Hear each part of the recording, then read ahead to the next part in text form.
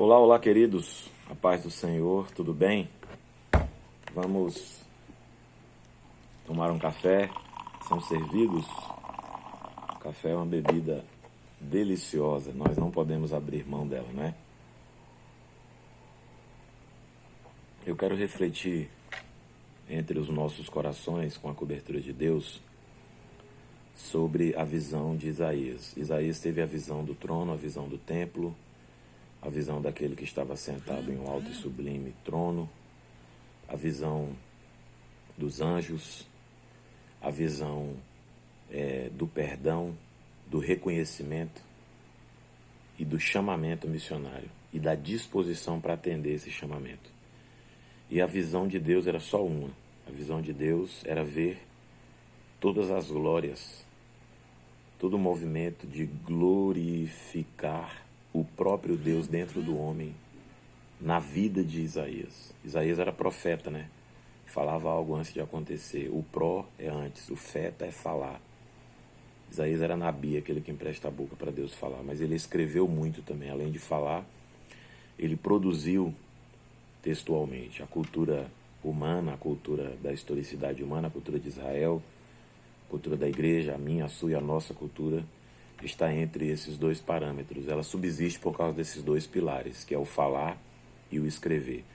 Nada que está posto de Adão até hoje não estaria posto se não tivesse fala e escrita, né?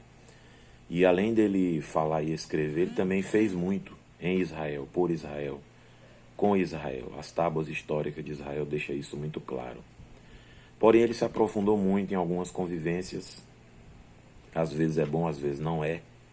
Isso está na Bíblia apenas para a gente refletir, né, e tomar as nossas devidas proporções, decisões e reflexões.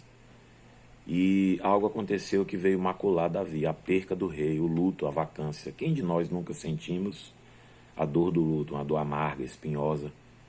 Completaremos nossos 200 anos de existência regado de muita sabedoria e não vamos entender, não vamos concatenar o que é o luto, né? Entender, sentir, aceitar, conceber a ideia da situação mortis, não é isso?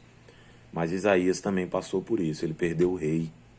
Perder o rei é perder a autoridade máxima constituída por Deus mediante trechos constitucionais, legais, legítimos, que estavam ali imbuídos na lei de Israel. Assim como era também a autoridade, o sacerdote e outros personagens efusivos, partícipes da história da nação de Israel.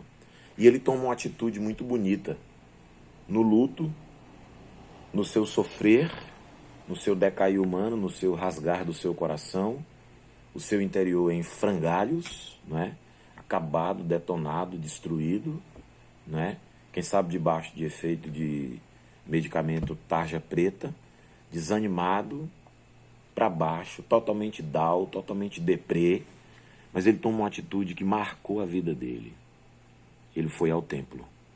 A Bíblia diz em Salmos: alegrei-me quando me disseram, vamos à casa do Senhor. E no templo ele vê o que eu falei no início. E Deus vê tudo dessas glórias nele, né? O bonito é que depois que ele vê o templo, o trono, quem está sentado no trono, os anjos, a fumaça, o séquito que se movia, as colunas, né? As bases estavam abaladas. A Bíblia diz, as estruturas estão abaladas. O que pode fazer o justo? O justo pode buscar a presença de Deus. É o que Isaías fez, ele buscou a presença de Deus.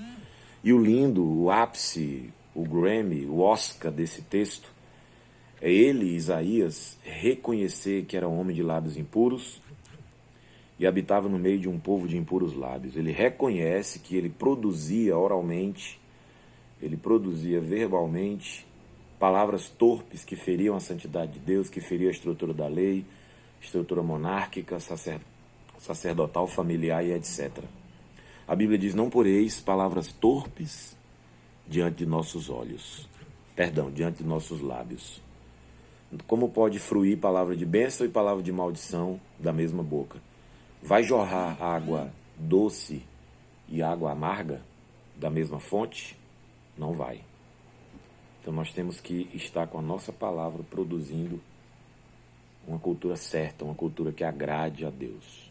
Quando ele reconhece, a Bíblia diz que os anjos, os serafins, aqueles que ardem em fogo, pegam a tenaz, que é uma ferramenta, com essa tenaz pegam uma brasa acesa. Deus não vai me mobilizar, Deus não vai me motricizar, Deus não vai me agilizar, Deus não vai me transformar com brasas apagadas. Deus vai fazer diferente com brasas acesas. E a Bíblia diz que os anjos passaram as brasas nos lábios, e a Bíblia diz que os anjos disseram assim: perdoados estão os teus pecados e apagadas estão as tuas transgressões.